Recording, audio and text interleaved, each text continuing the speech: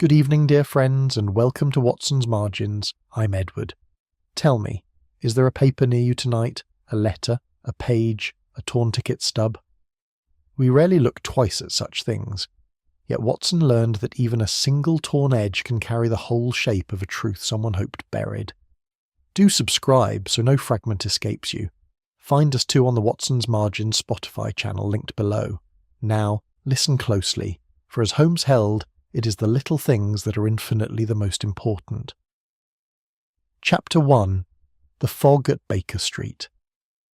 It was, if my memory serves me rightly, one of those bleak mornings in late November when London seems to withdraw into herself, and the fog comes down upon the city like a great yellow curtain drawn across the face of the sun.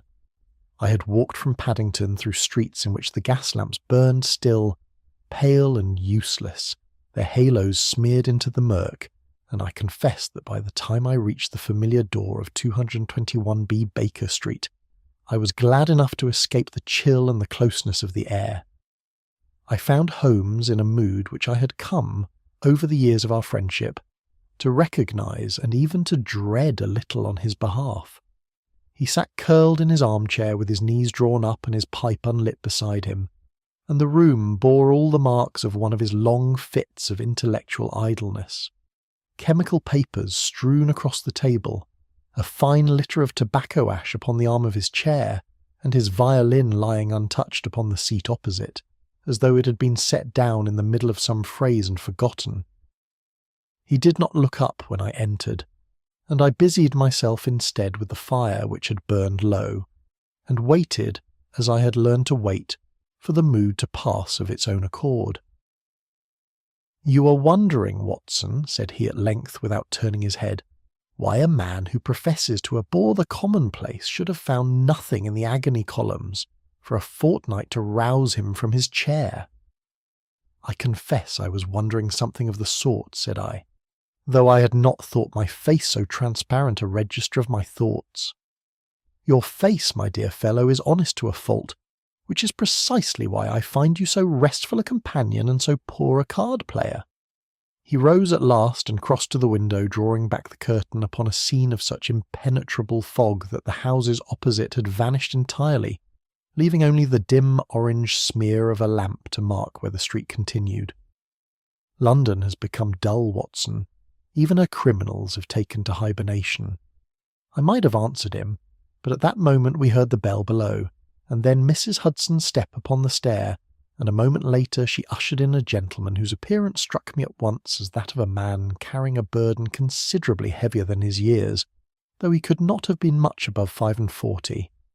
He was dressed with the quiet correctness of his profession, and I placed him, before he had spoken a dozen words, as a solicitor of the better sort, a man of Lincoln's Inn rather than of the police courts. "Mr. Holmes," said he, and I saw that his hand trembled slightly upon the brim of his hat. "My name is Edwin Lascelles. I have come to you upon a matter which I scarcely know how to describe, save that it has robbed me of my sleep these 3 nights past." Holmes had returned to his chair and now regarded our visitor with that quality of stillness which, in him, was the surest sign of awakened interest. "Pray sit, Mr. Lascelles, and take your time. Watson, perhaps you would be good enough to ring for coffee. Our friend has the look of a man who set out this morning without his breakfast." Lascelles smiled faintly at this, and admitted that he had not indeed been able to eat. He settled himself upon the edge of the chair we drew for him, and began his account, at first haltingly, and then with greater fluency as the telling seemed to ease something within him. "You will perhaps have read," said he, "of the death of Sir Malcolm Thorne, a fortnight since." "The reforming magistrate," said Holmes. "I recall the notice. He fell in his study and struck his head upon the fender. The coroner's jury returned a verdict of accidental death, I believe." "That is the official record, Mr. Holmes, and I have no evidence to contradict it, so far as the manner of his death is concerned.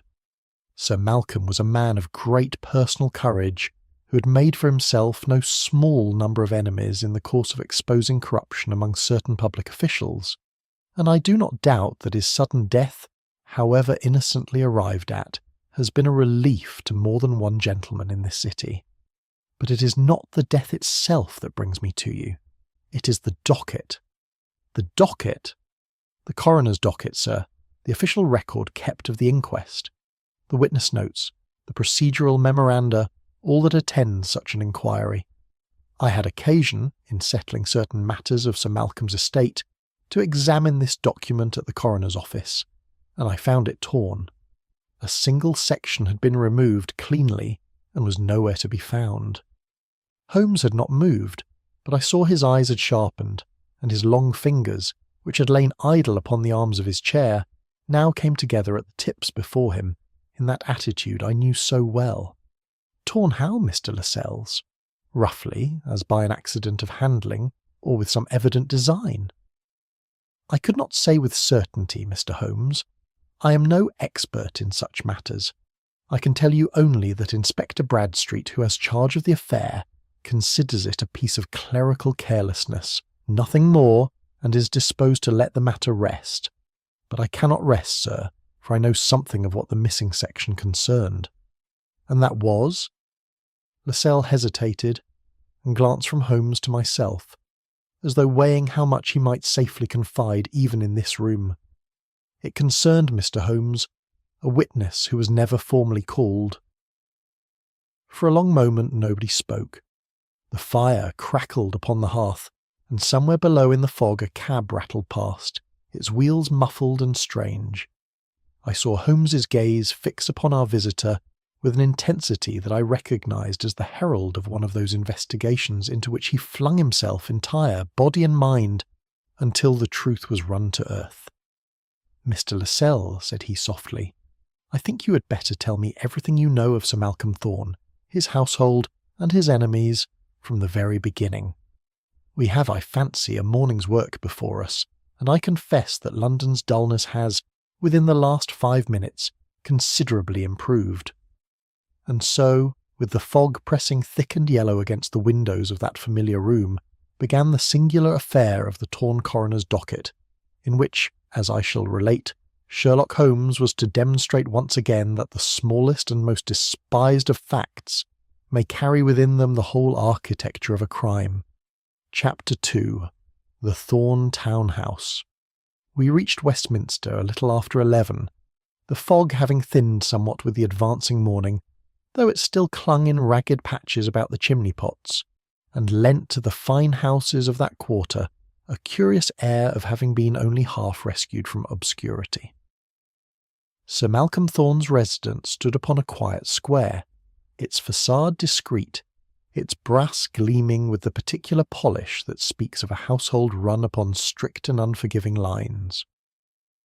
Holmes paused for a moment upon the pavement before we mounted the steps, and I saw his eye travel once swiftly over the front of the house, the curtains, the area railings, the very scrape of the boot cleaner beside the door before he rang the bell. "You are cataloguing already," said I.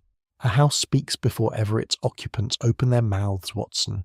This one tells me that appearances are guarded here with some anxiety."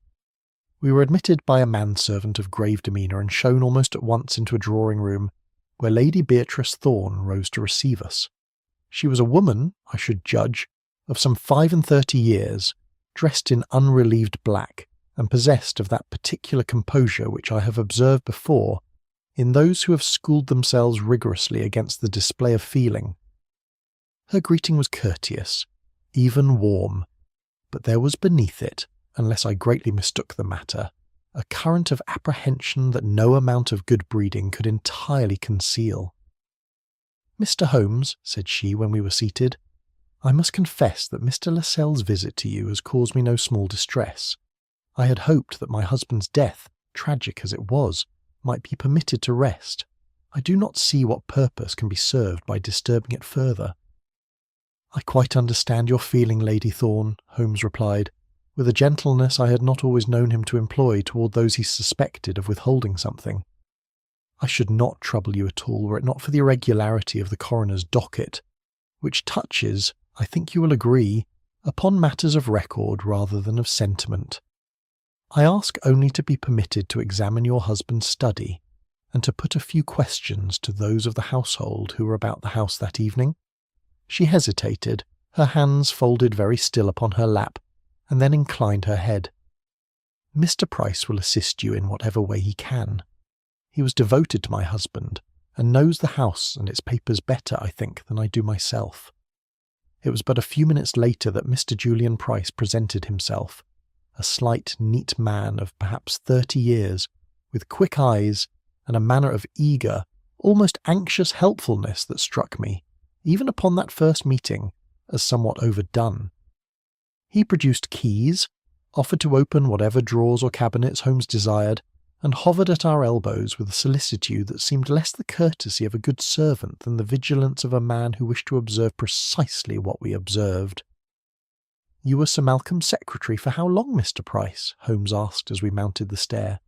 "3 years this coming spring, Mr. Holmes. I had the honour of his complete confidence." "And you were in the house on the night he died?" "I was, sir, though I had retired early having a headache. I heard nothing until Dr. Fell was sent for." We came at length to the study, a handsome room overlooking the square, dominated by a heavy writing desk set near the window. A Persian rug of good quality lay somewhat askew upon the floor between the desk and the hearth, and I noted, without at first attaching any significance to it, that a bronze paperweight in the shape of a crouching lion stood upon the desk's corner. The fireplace held the pale ash of burned papers, and against the far wall stood a locked cabinet, which Price hastened to open, revealing shelves of legal memoranda arranged with scrupulous neatness. Holmes said little. He moved about the room with that deliberate, unhurried tread which I had learned always to associate with his most concentrated work, and I watched him examine the desk drawer, running his finger along a faint line of scratches near the lock, stoop to peer beneath the displaced edge of the rug, and pause for a full half-minute above a small pale smear upon the floorboards near the hearth, which I should myself have taken for nothing more than an old stain of candle grease.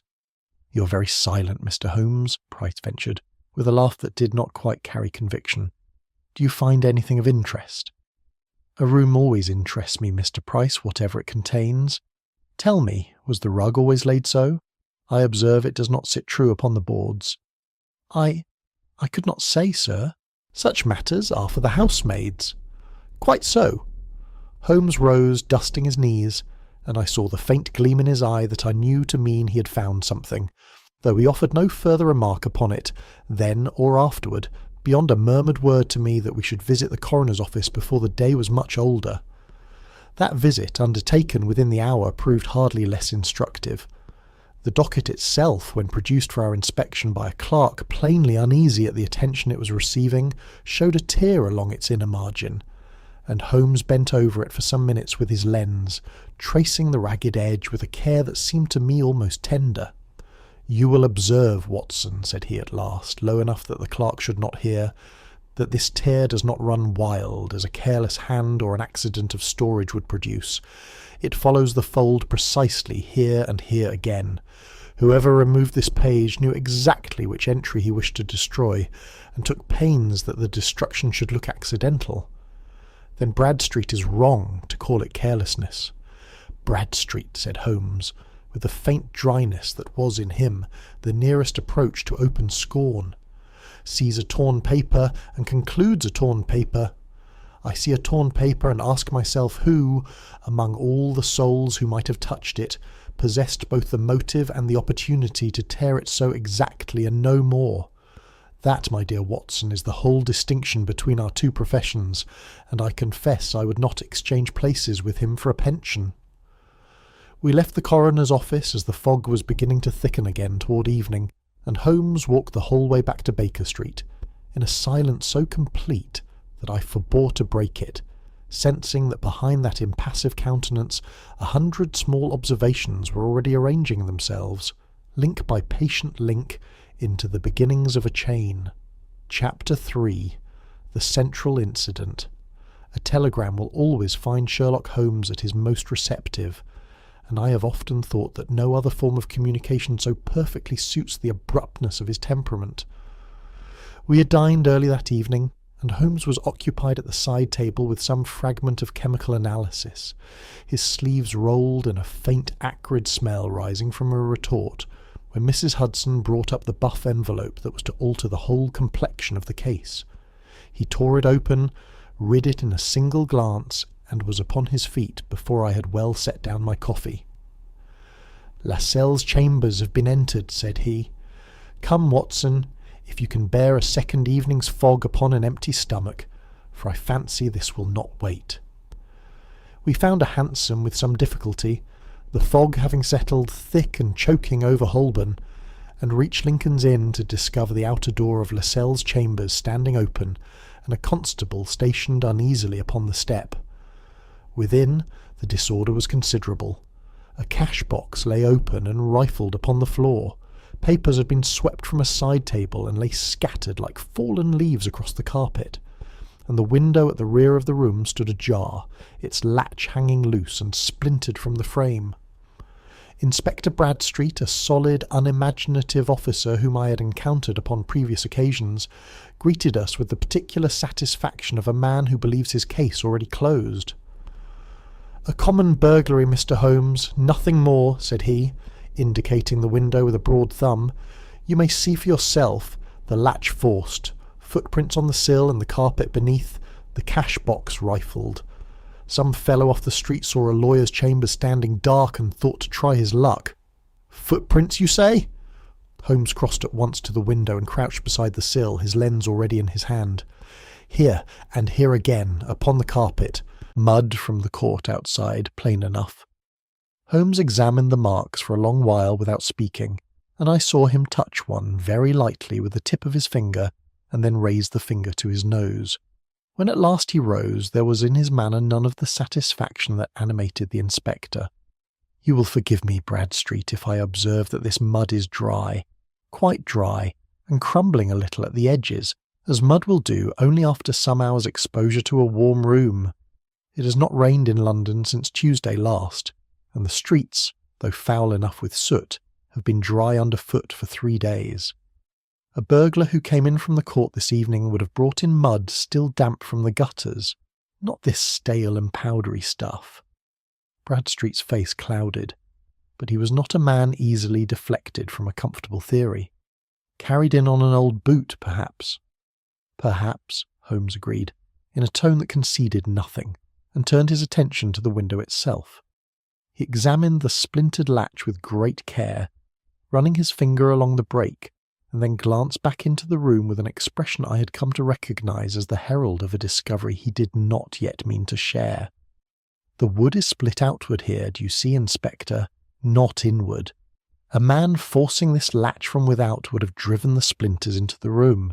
These splinters lie upon the sill, pointing toward the court. This latch was broken from within." "You mean the thief let himself out, not in?" "I mean," said Holmes, "that someone wished us to believe he came in by the window, and arranged the evidence with more haste than skill." He moved next to the scattered papers, lifting each with careful fingers before setting it aside, and I observed, as he worked, that he paused longest over those documents bearing Sir Malcolm Thorne's name, of which there were a considerable number, Lascelles having had charge of certain matters touching the estate. Of these, several appeared to be missing altogether, their absence marked only by gaps upon the crowded shelf whence they had evidently been drawn.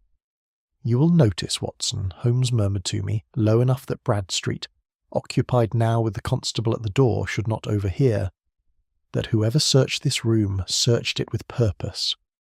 The cash-box was opened, true, but see how little was taken from it. Some silver, a few sovereigns, nothing that a determined thief could not have improved upon, had plunder been his true object. It is Sir Malcolm's papers that are gone, and Sir Malcolm's papers only. I confess that at the time I saw little beyond a room turned upside down, and it required Holmes's eye to discern the pattern beneath the disorder." He continued his examination in silence for some minutes more, and it was in stooping to recover a torn envelope from beneath the desk, its flap broken but its contents entirely absent, that his attention was arrested by something upon the desk's very edge. He drew it off with the delicacy of a man handling a live thing. A single thread of black material no longer than half an inch caught upon a splinter of the wood. "Bradstreet," he called, Have you seen this?"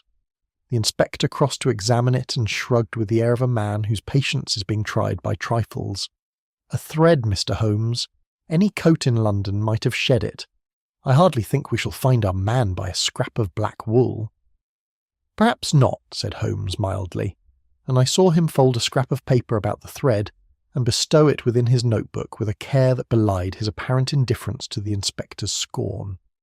It was Lascelles himself entering at that moment somewhat breathless, from his own errand to fetch the constable, who furnished the last fact of that troubled evening. He informed us, in answer to Holmes's quiet question, that only one visitor had called upon him that afternoon before the theft was discovered. Mr.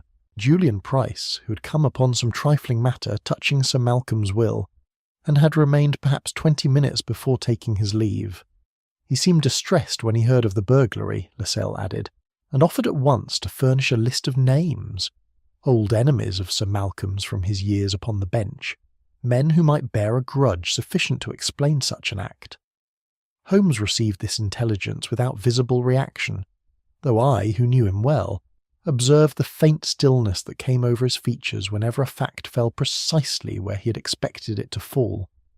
He asked no further questions that night, but as we walked homeward through the thinning fog, he remarked, apropos of nothing that had gone before, that a man who is quick to supply his questioner with suspects is sometimes more anxious to direct the chase than to see it run to earth.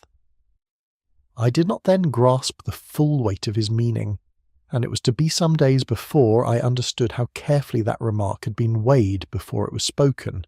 Chapter 4. Red Herrings Accepted.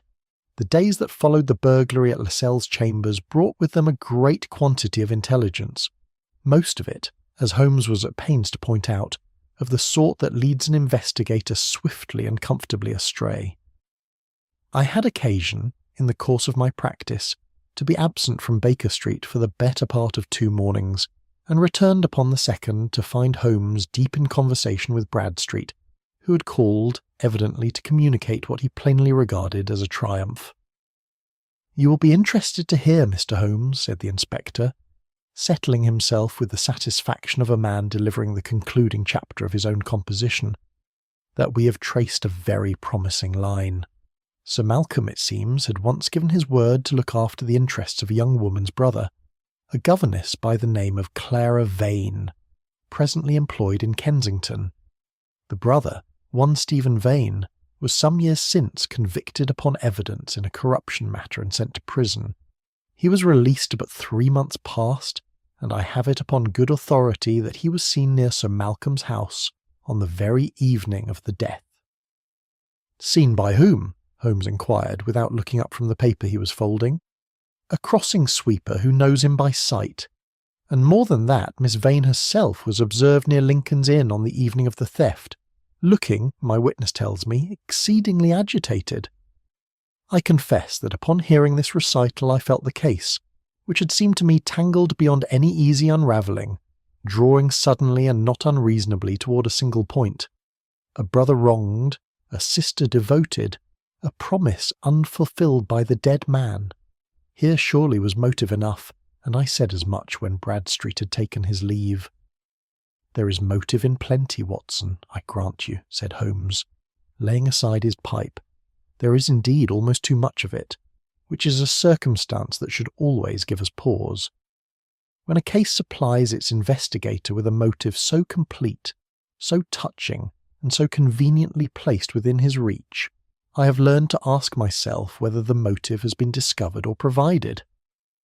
We called that same afternoon upon Miss Clara Vane, whom we found in the modest sitting-room of her Kensington lodging, a young woman of perhaps 24, fair and slight, whose eyes, when she learned the purpose of our visit, filled at once with tears she made no effort to conceal. "I loved Sir Malcolm as I might have loved an uncle," said she, her voice unsteady. "He promised my brother his protection, and when the trouble came he did what he could, though it was not enough to save Stephen from prison. I do not deny that I was near Lincoln's Inn that evening. I had gone to seek Mr. Lascelles to ask whether anything further might yet be done for Stephen now that he is free, and finding the chambers dark, I turned away and went home. Holmes questioned her closely but gently upon the hour of her visit, the state of the chambers as she had found them, and her brother's present circumstances, and I observed that though her distress was evident and to my eye entirely genuine, Holmes's countenance betrayed neither sympathy nor suspicion, but only that close, impersonal attention which he brought equally to a weeping witness and a cold hearth. "You will forgive an old soldier's bluntness, Miss Vane," said he as we rose to go, "but genuine grief, in my experience, rarely composes itself so becomingly for an audience. Yours has not done so. I believe you have told us the truth so far as you know it." She thanked him with a look of such relief that I was moved myself, and it was not until we were again in the street that Holmes remarked, in a tone of some dryness, that a witness's honesty was no guarantee whatever of her brother's. It was upon the following day that the second theory presented itself, and this from a source nearer home. Lady Beatrice, Bradstreet informed us with evident relish, had stood to benefit considerably from her husband's estate as it then stood, and it had lately come to light that Sir Malcolm had given instructions to his solicitor, some weeks before his death, to alter certain provisions of his will, instructions never carried into effect. A domestic motive, the inspector was pleased to observe, was scarcely less compelling than a criminal one, and perhaps a good deal more natural. Holmes received this second intelligence with the same equanimity he had shown the first. He called again upon Lady Beatrice, and I accompanied him, curious to see how she would bear so delicate an inquiry. She received the question, when Holmes put it to her without softening, with a composure that did not waver, though I saw her hands tighten upon the arm of her chair. "I did not know the terms my husband intended," said she. "Nor do I know them now.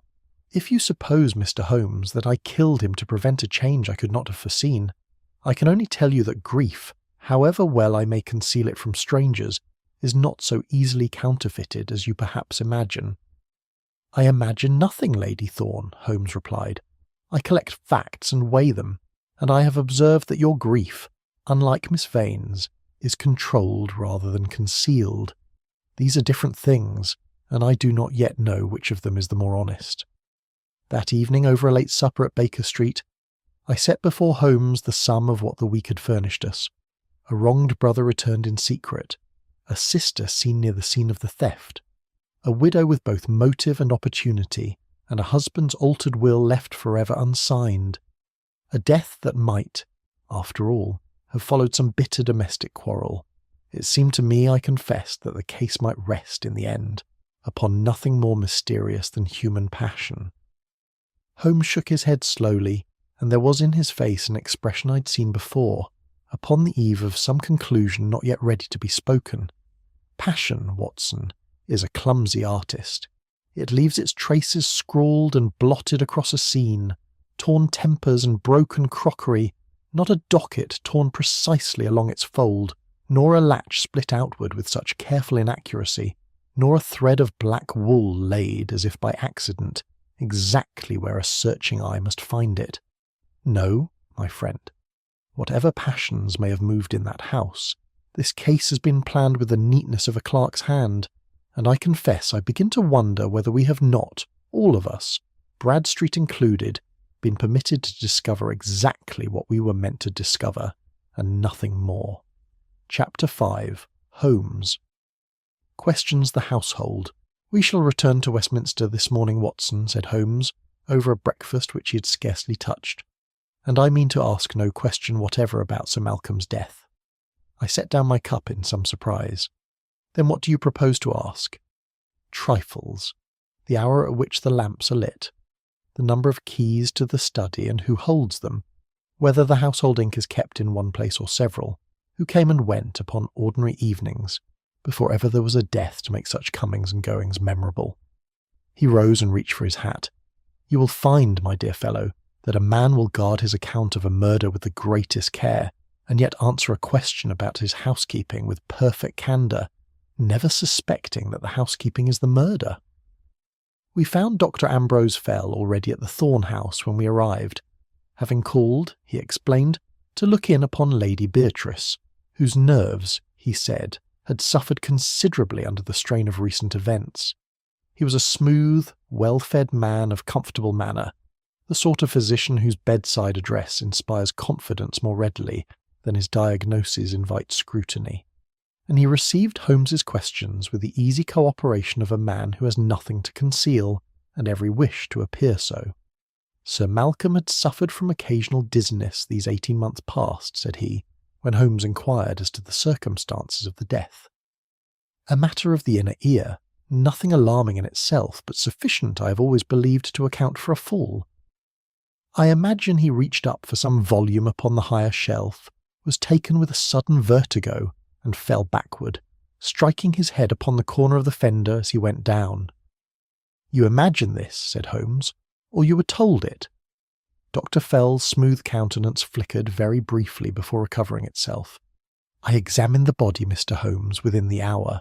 The position was consistent with such a fall, the limbs disposed just so, the head turned toward the hearth, the right arm flung out as if to break the descent.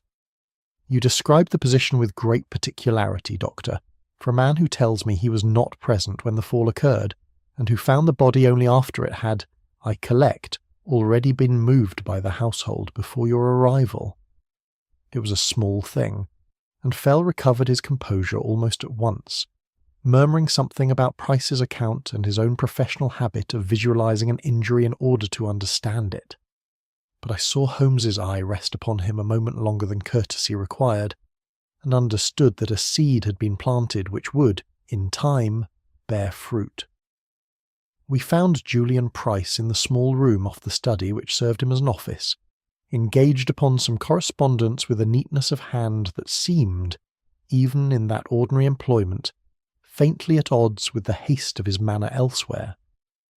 He answered Holmes's questions with a readiness that bordered upon eagerness, producing, almost before they were asked, the household's routine for lamp-lighting, the disposition of keys, of which he informed us only 3 existed for the study, held respectively by Sir Malcolm, by himself, and by the housekeeper, and a full account of visitors received in the fortnight preceding the death. You keep a remarkably exact record, Mr. Price, Holmes observed. Sir Malcolm required it of me, sir. He was a man who trusted nothing to memory that might be committed to paper. And yet, said Holmes, turning over a leaf of the visitor's book Price had produced, I observe that you yourself appear to trust a great deal to memory, for I have asked you no fewer than 6 questions this morning, and upon every one you have paused, however briefly, before replying, not as a man searching his recollection, but as a man deciding how much of it to share. Price laughed a short, uneasy sound. I hardly think, Mr. Holmes, that caution in a secretary's replies need imply anything more sinister than a proper regard for Sir Malcolm's memory, and for the family's privacy in so painful a matter.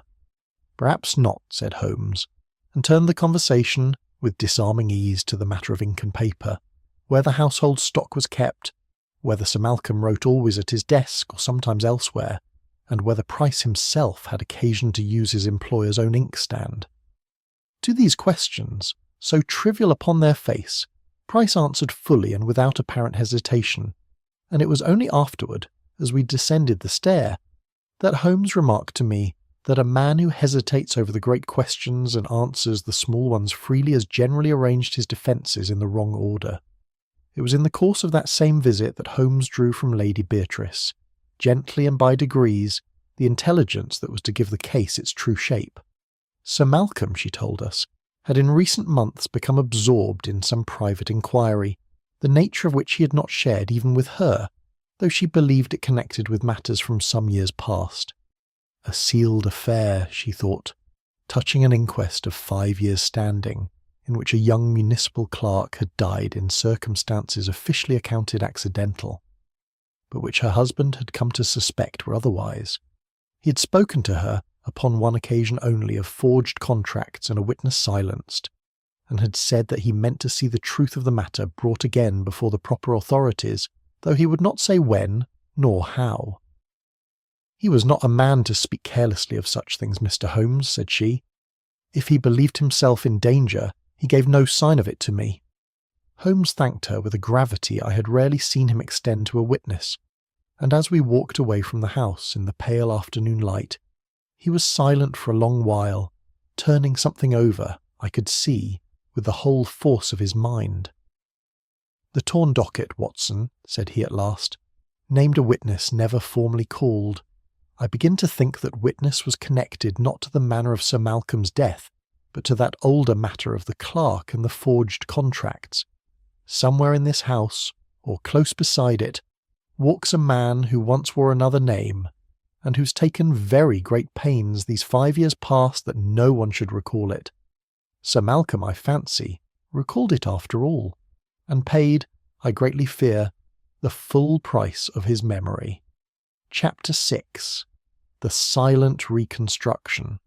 Holmes obtained, through some quiet arrangement with Lascelles, permission for us to visit the Thorn study alone, at an hour when the household might be counted upon to leave us undisturbed, and it was thus that on the following evening, as the lamps were being lit along the square outside, we let ourselves in by a side door and mounted to that room in which Sir Malcolm Thorn had met his end. Holmes said nothing of his purpose as we climbed the stair, and I had learned long since not to press him for explanations he was not yet ready to give. He carried with him a small leather case containing, as I discovered, nothing more remarkable than a length of cord, a stub of candle, and his own notebook, and it was with these humble instruments that he proposed, he presently informed me, to test a theory that words alone could neither prove nor disprove. "You will oblige me, Watson, by standing exactly here," said he, indicating a spot upon the floor before the hearth, "which is, according to Dr. Fell's account and the housemaid's evidence together, the precise position in which the body was discovered." I took my place as directed, feeling, I confess, a certain discomfort at playing the part of a dead man in that quiet room, while Holmes moved about me with the swift, silent purposefulness of an actor setting a stage.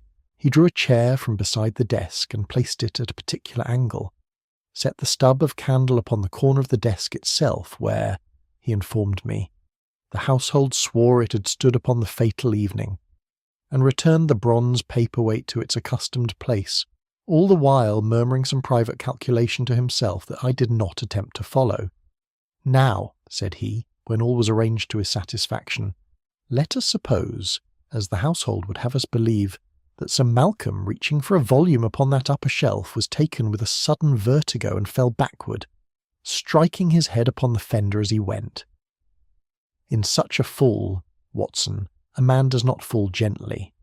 He clutches, in the instant of his dizziness, at whatever lies nearest his hand, and what lay nearest, upon this account, was the candle. He lit the stub and set it swaying gently upon its base, then released it so that it toppled, as a man's grasping hand might have toppled it, from the desk's edge. You will observe where the wax falls. I watched, and saw the little rivulet of melted tallow spatter and cool upon the floorboards, in a direction quite different from that faint pale smear which Holmes had noted upon our first visit to the room, a smear which lay, I now perceived, some 18 inches nearer the hearth, and at an angle that no falling candle toppled from the desk in the manner described could reasonably have produced. "The wax lies wrong, Holmes." "The wax lies wrong," he repeated with a certain grim satisfaction. "It lies as though the candle had been carried, still burning, from the desk to a point nearer the hearth, and set down there, or dropped there, by a hand that was not falling, but standing."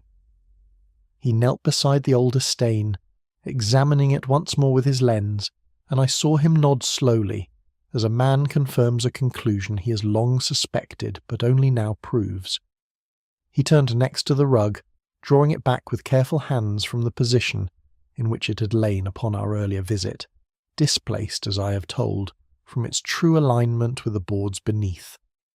Where it had covered the floor there showed, faint but unmistakable in the lamplight, a curved mark scored into the wood, a crescent, shallow but continuous, such as might be left by the foot of a heavy chair dragged some little distance across an unprotected floor. A chair does not walk of itself, Watson. If Sir Malcolm fell as we are told, the chair beside the desk should have been overturned in the fall, or at the least jostled from its place by the same movement that toppled the candle. Instead, we find it dragged, and the rug drawn afterward across the mark of its passage, that no eye glancing carelessly about the room should remark upon a floor otherwise so scrupulously clean. He straightened at last and stood for a long moment surveying the room in silence, his eyes moving from the hearth to the desk, from the desk to the door, as though he traced with them the whole unspoken passage of that night's true events. "I begin to see the shape of it," said he at length. "Sir Malcolm did not fall, Watson, save as a man falls who is struck down, and afterward arranged to seem fallen. He was struck, here, I fancy, near the desk where he stood, and his body was then carried, or dragged, nearer the hearth, that the fender might supply a plausible wound and a plausible tale together. The chair was moved in the course of it, and moved back but carelessly.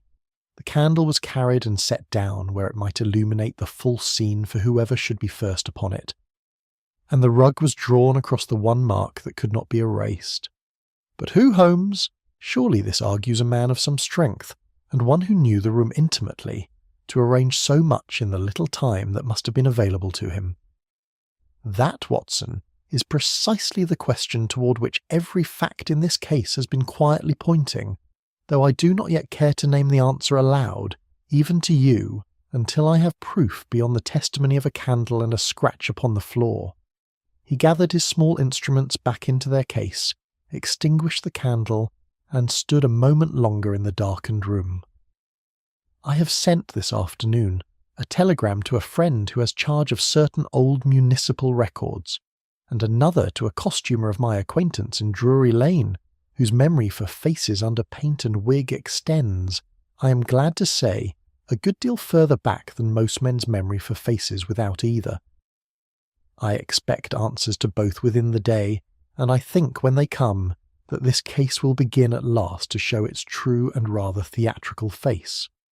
He would say no more, and though I pressed him gently as we descended once more into the fog-bound street, he only shook his head and observed that a conclusion spoken before its proof is a conclusion half wasted, and that I, of all men, ought by now to have learned patience from long acquaintance with his methods. Chapter 7. The False Theory Triumphs. I have remarked before, in the course of setting down these chronicles, that Inspector Bradstreet was not a man deficient in energy, whatever might be said of his imagination, and it was with the full weight of that energy that he descended upon Baker Street 2 mornings later, his broad face flushed with the particular triumph of an officer who believes his case complete. "We have him, Mr. Holmes," said he, scarcely waiting for Mrs. Hudson to withdraw before he began, "or her, or both of them together, for I am not yet certain how the guilt divides, and I confess I do not greatly care, so long as it is fixed where it belongs." Holmes, who had been engaged in some abstruse calculation touching the chemical composition of a stain upon his cuff, laid the matter aside with every appearance of interest. "You interest me profoundly, Bradstreet. Pray sit and tell us what you have found." "Stephen Vane," said the inspector, seating himself with the deliberate satisfaction of a man laying down a winning hand, "did not merely return to London some months since, as we had supposed. He returned under an assumed name, and has been seen, Mr. Holmes, by more than one witness, in the neighbourhood of Sir Malcolm's house upon the very evening of the death, and again near Lincoln's Inn upon the night of the burglary. And this morning my men, searching Miss Vane's lodging upon a warrant I had a little difficulty in obtaining, discovered among her effects a torn scrap of paper, which I am reliably informed forms part of the missing section of the coroner's docket." He produced the fragment with something of a flourish and laid it upon the table between us. It was a small piece, ragged along 2 edges and clean along a third, bearing a few lines in a clerkish hand, of which the most legible spoke of a witness's description. A man in a dark coat, it read, who walked with a marked limp, seen entering by the garden gate a little before the hour of the alarm. "Stephen Vane," Bradstreet pronounced, with evident relish, "has walked with a limp these 5 years past, ever since an accident in the prison workshop. I put it to you, Mr. Holmes, that here is your witness who was never formally called. a witness who saw Vane himself about the house that night, and whose evidence Vane's own sister was driven to destroy, to protect a brother she had already lost once to the law and could not bear to lose again. I confess that upon hearing this recital, delivered as it was with such an accumulation of circumstance, I found myself persuaded almost against my will. A brother returned in secret, seen near the house upon the fatal night, a fragment naming a man of his particular affliction, the fragment itself discovered among the sister's effects. Here surely was a chain complete in every link, and I said as much to Holmes when Bradstreet, having delivered himself of his triumph, had taken his leave to make the necessary arrangements for an arrest. "It is a very complete chain, Watson," Holmes agreed, though there was in his tone none of the satisfaction I might have expected from a man whose case was thus, apparently, brought so neatly to its close. He had taken up the fragment the moment Bradstreet set it down, and now sat turning it beneath his lens with the same deliberate care I had seen him bestow upon the docket itself, upon our first visit to the coroner's office. "You are not persuaded." "I am persuaded of a great many things, my dear fellow, but not, I think, of the thing Bradstreet supposes. Observe the fibres along this torn edge." He passed the lens to me, and I bent, as instructed, over the ragged margin of the scrap. "You will see that they are cut cleanly here, along perhaps a third of the tear, and torn roughly along the remainder. A mixture that speaks of two separate actions upon the paper, not one. A page torn in a single motion, as the docket plainly was, shows a consistency of fibre throughout its whole length. This does not." "You mean it was torn twice?" "I mean, Watson, that this fragment is genuine. I do not doubt it formed part of the original docket, nor that the hand which penned it was the same clerkish hand we examined at the coroner's office, but I am very far from satisfied that it came to rest in Miss Vane's lodging by any act of hers. A fragment torn cleanly along one edge suggests a page cut, or trimmed, with some deliberation, after its first rough removal. Trimmed, I fancy, to fit a purpose for which its original ragged shape would not have served, and then placed where a searching hand was certain, sooner or later, to discover it." "Planted, you mean?" "Planted," said Holmes, "with a fragment genuine enough to defeat any suspicion of forgery, yet arranged with a precision that no innocent accident could account for. Someone possessed of the true missing section has been at pains to sacrifice a portion of it, that the whole should never be produced, and that suspicion, once roused, should settle comfortably upon a young man whose limp made him, I do not doubt, an uncommonly convenient figure to accuse." He rose and crossed to the window, looking down into the fog-dim street with his hands clasped behind him, in that attitude of concentrated stillness I had come to associate with the final stages of his reasoning. "Consider, Watson, how neatly this discovery arrives. Bradstreet has laboured under two theories already this fortnight, each abandoned in its turn, the wronged sister, the discontented widow, and now, precisely as those theories begin to wear thin from handling, a third and more conclusive one is delivered into his hands, complete with physical proof of a kind the others lacked. I have observed, in the course of a fairly long acquaintance with criminal method, that guilt seldom arranges its own exposure with such obliging thoroughness. It is innocence that must be proved by circumstance. Guilt, when it is subtle, prefers that circumstance should prove someone else's. I own that I could offer no ready answer to this, and we sat some while in a silence broken only by the settling of coals upon the grate, while Holmes, I could see, turned the fragment over and over in his mind as he had turned it a moment since beneath his lens, searching, though he did not yet say so, for the one small imperfection that would unmake, thread by careful thread, the whole persuasive fabric Bradstreet had been permitted to construct. Chapter 8.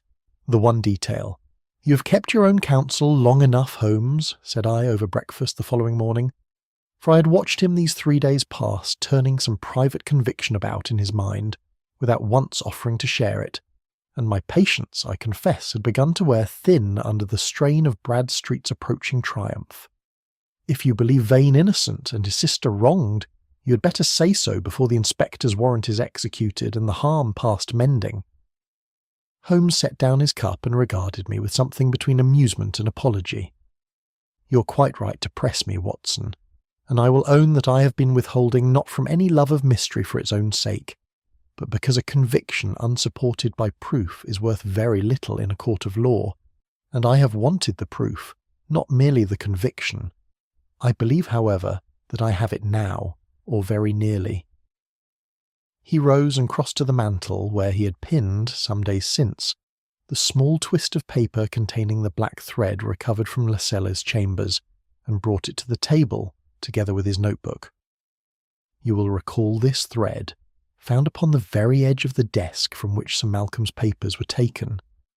I compared it, upon the day we found it, with the cloth of every morning coat worn by those connected with this affair, Lascelles' own, the constable's, even, with some delicacy of inquiry, the coachman's, and found no match until I turned my attention to Mr. Julian Price's second coat, the one he wears, I am told, only upon occasions of especial solemnity.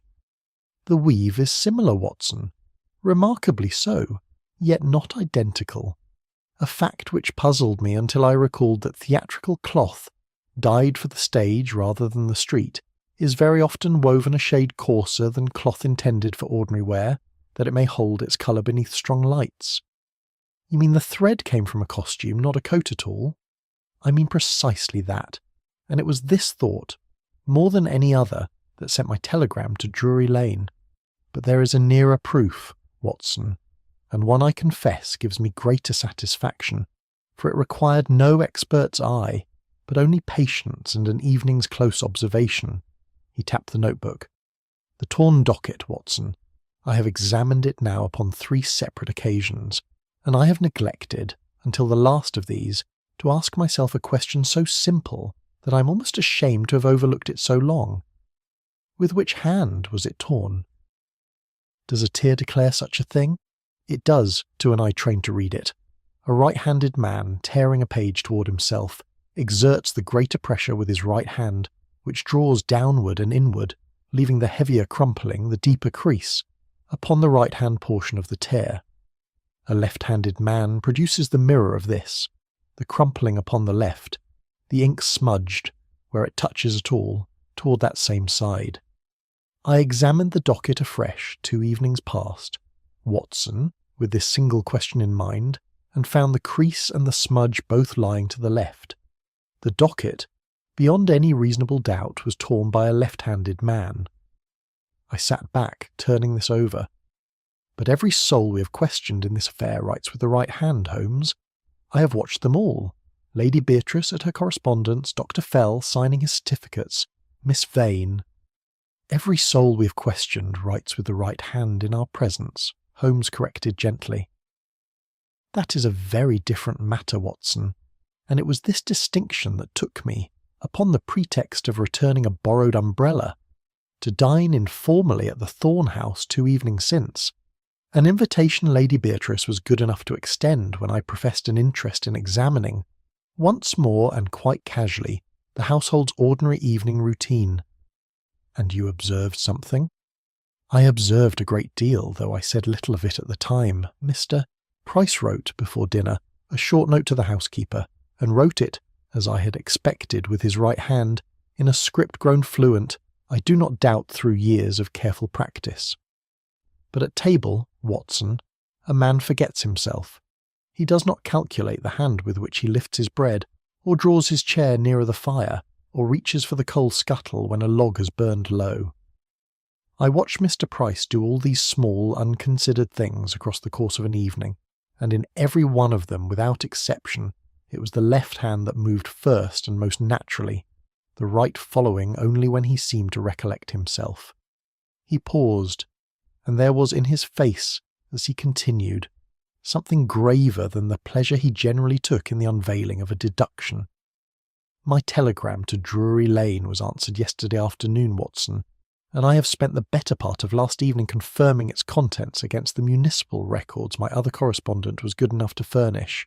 Some years since, it will be 7, upon inquiry, though the earlier records placed it at 5, a minor actor of small reputation, known upon the playbills as Jonas Price, gave evidence at an inquest touching the death of a young municipal clerk, one Arthur Denning, who had threatened, shortly before his death, to expose a scheme of forged contracts among certain officials of the borough. Price's evidence was accepted, the death ruled accidental, and the matter closed. He vanished from the stage and from every other record within the 12-month following.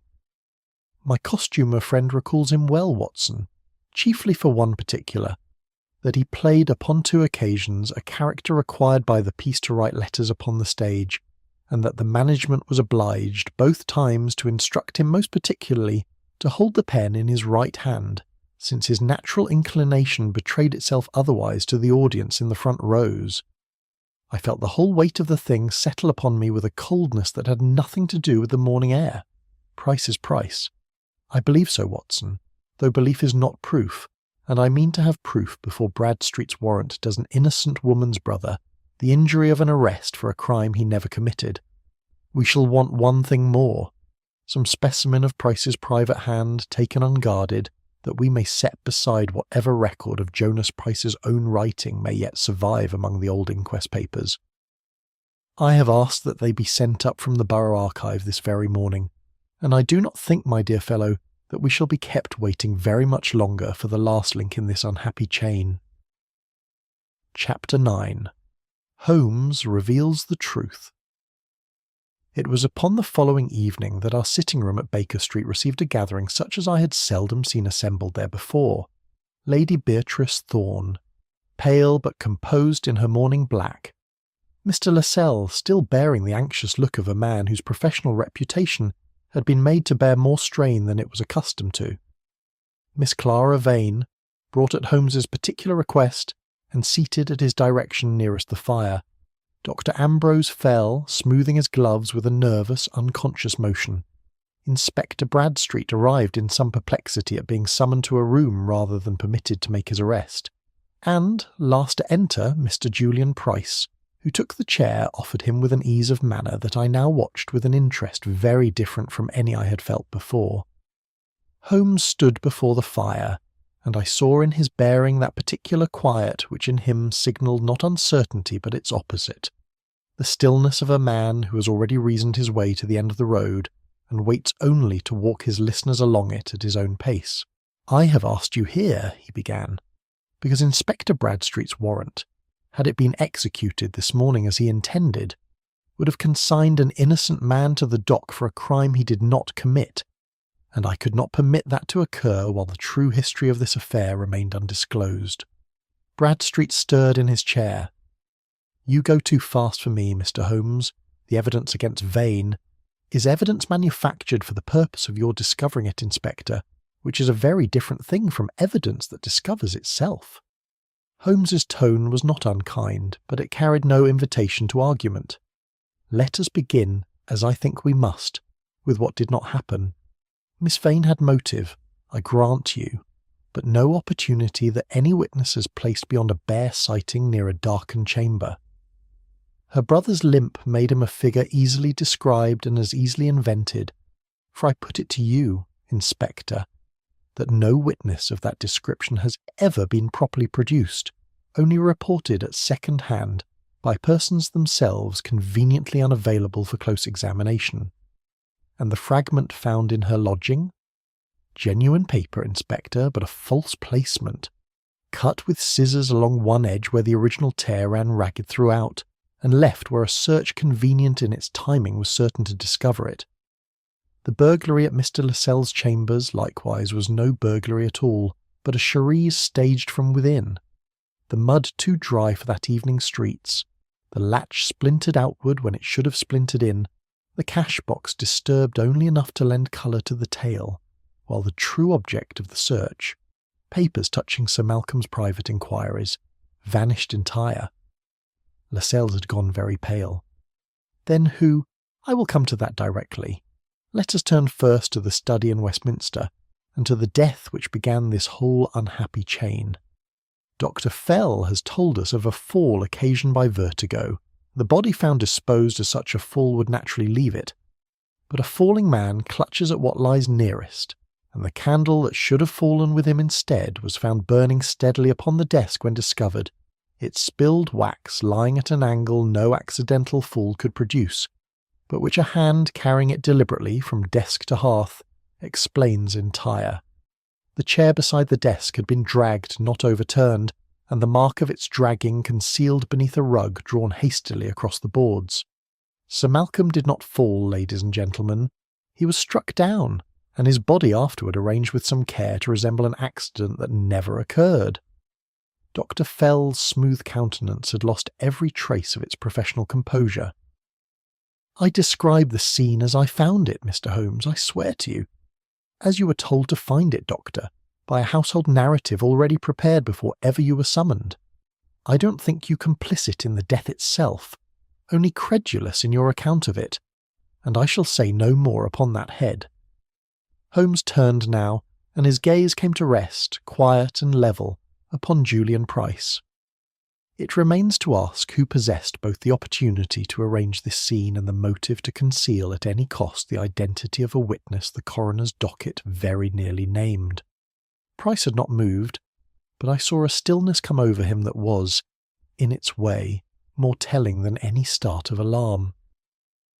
7 years ago, Holmes continued, a young municipal clerk named Arthur Denning threatened to expose a scheme of forged contracts among certain officials of a London borough.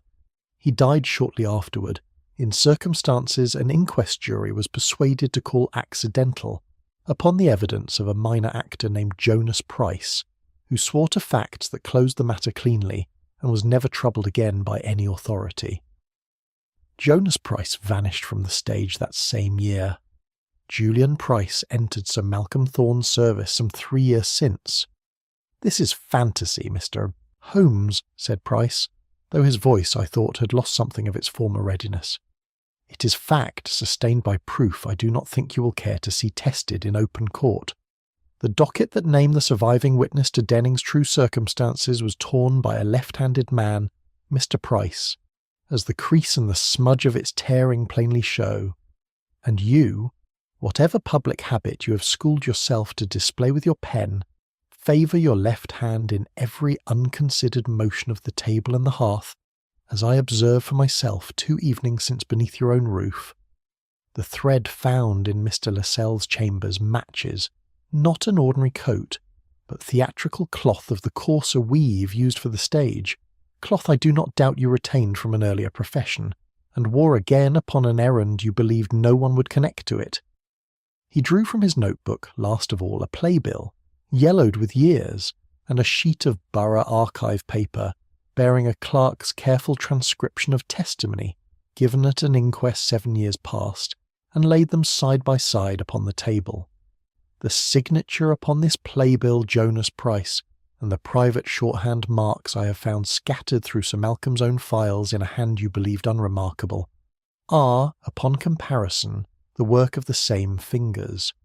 Sir Malcolm discovered your history, Mr. Price, I do not doubt through some chance encounter with an old record or an old acquaintance, and moved to expose the truth of Arthur Denning's death at last. You killed him to prevent it, staged his death as accident, and when the docket threatened afterward to preserve the name you had buried, you tore it out and later stole what remained, and were content at the last to see an innocent woman's brother hanged for your own crime, rather than surrender the respectable name you had built upon a murdered man's silence. Price's composure broke at last, not into confession, but into a white, cornered stillness that was, I think, confession enough for every soul in that room. Inspector Bradstreet, recovering himself with commendable speed, rose and laid a hand upon his shoulder, and the words of formal arrest, spoken into the hush that had fallen over Baker Street, seemed to me the quietest and yet the most final sound I had heard in all the course of that troubled autumn. Chapter 10. Watson's Reflection. The weeks that followed Price's arrest brought with them a quiet unravelling of consequences, as is generally the case when a single false thread is at last drawn from the weave of a household's daily life, leaving the whole pattern, for a time, in some disorder before it settles into its true and simpler shape. Miss Clara Vane and her brother were cleared entire, and I was glad to learn some little while afterward that Stephen Vane had found honest employment through the good offices of Mr. Lascelles, who seemed to regard the securing of it as a personal debt owed against the suspicion so nearly and so unjustly fastened upon the young man. I called upon Miss Vane once more before the year was out, at Holmes's suggestion rather than my own, and found her greatly recovered in spirits, though she spoke still with a gravity beyond her years of how narrowly her brother's freedom had escaped the wreck of another man's crime. Lady Beatrice received us for the last time in that same drawing-room where we'd first been admitted to her husband's house, and though she remained a woman of considerable composure, I thought I saw in her, upon that final visit, something of the burden lifted that had lain upon her throughout our earlier meetings. She told Holmes, with a frankness she had not shown before, that her husband had indeed spoken to her, in his last weeks, of an old wrong he meant to see righted, though he had never named the man he suspected, wishing, she believed, to spare her the anxiety of knowing a stranger move so close about their household with murder already, perhaps, forming in his heart. "He lived under that burden longer than I knew, Mr. Holmes," said she. "It is some comfort, though a bitter one, to learn at last what it was he carried, and to know that he did not carry it in vain. Lascelles, for his part, called upon us at Baker Street to offer his thanks in person, and I observed that the anxious, harried look which had marked him upon his first visit had given way to something nearer his natural manner, that of a solicitor restored to the quiet, orderly world of precedent and procedure, a world in which torn documents were, as a rule, no more than they appeared to be. "You have restored to me not only my peace of mind, Mr. Holmes," said he, "but my confidence in my own profession, which I confess had begun to falter under the strain of these last weeks. I had begun to doubt whether justice, in a case so tangled, could be relied upon to find its own way at all." "Justice very rarely finds its own way, Mr. Lascelles," Holmes replied. "It must generally be led to it, and led with some patience, for it is an honest but a short-sighted creature, apt to trust the nearest and loudest voice rather than the truest." The docket itself, torn and diminished as it was, proved sufficient, once the missing sections had been reconstructed from Holmes's notes and from the Borough Archive papers, to correct the record of that older inquest, and I was gratified to learn some months later that the name of Arthur Denning, the young clerk whose death had lain uneasily unexplained for 7 years, was at last cleared of the quiet suspicion that had shadowed even a man wronged, as though the manner of a death might somehow stain the character of the one who died in it. It seemed to me a fitting close to the whole affair that Sir Malcolm Thorne, who had given his life in pursuit of that old truth, should be remembered in the end not merely as the victim of a crime, but as the instrument, however unwillingly, of another man's vindication. It was upon a quiet evening some little while after these matters had been settled, as Holmes sat before the fire with his pipe drawing well, and a rare contentment upon his features, that I ventured to observe how very nearly the truth had escaped us altogether, buried as it was beneath so persuasive a succession of false conclusions. It very nearly did escape us, Watson, and I will own that the case troubled me more than most, not for any great subtlety in the crime itself, but for the skill with which its author understood how readily the world will accept the evidence set most conveniently before it. Bradstreet is not a stupid man, whatever I may say of him in my less charitable moments. He's merely a man who trusts appearances, and appearances properly arranged will deceive a clever man as readily as a foolish one, provided only that they are arranged with sufficient care. And yet you were not deceived. I was very nearly deceived a dozen times over, my dear fellow, and it is only by refusing always to be satisfied with the first explanation that fits the facts that I am not deceived oftener than I am. Consider how much easier it would have been to accept Bradstreet's burglar, his wronged sister, his discontented widow, each in its turn, and to have closed the file upon Sir Malcolm Thorne's death with a verdict that suited every appearance and satisfied every expectation, save only the truth. Crime, Watson, depends very largely upon the world's willingness to see what it expects to see, and to look no further once its expectation has been satisfied. The torn docket, the muddy footprint, the convenient fragment. Each was a small mirror held up to show us precisely the picture we were prepared to find comforting. And you looked instead at the direction of a tear, a thread, a smear of wax, and the preference of a man's own hand, Watson, which he may govern in his speech and in his correspondence, but which will betray him sooner or later in some unconsidered motion at his own dinner table. It is in such small and despised facts, overlooked because they seem too slight to signify, that the truth generally chooses to hide itself, precisely because it knows that most eyes will pass over it in search of something more dramatic. I sat a while in silence, turning his words over as I have turned over so many of his observations across the years of our long friendship, and it seemed to me, as the fire settled and the fog pressed once more softly against the windows of that familiar room, that I had come by another small increment nearer to understanding the peculiar discipline that governed his mind. It was not coldness, whatever the world might sometimes suppose of him, nor any deficiency of feeling for the wronged and the grieving who came so often to our door. It was rather a kind of patience raised almost to the pitch of a moral principle, the settled refusal to mistake noise for truth, or the appearance of an answer for the answer itself, until every fact, however small, had been made to speak, and had been believed only when its testimony could bear the weight of scrutiny entire. And it is that discipline, I think, more than any other quality he possesses, which I have tried, however imperfectly, to set down in these pages, that others besides myself might learn something of the value of looking closely at a world too often content merely to look,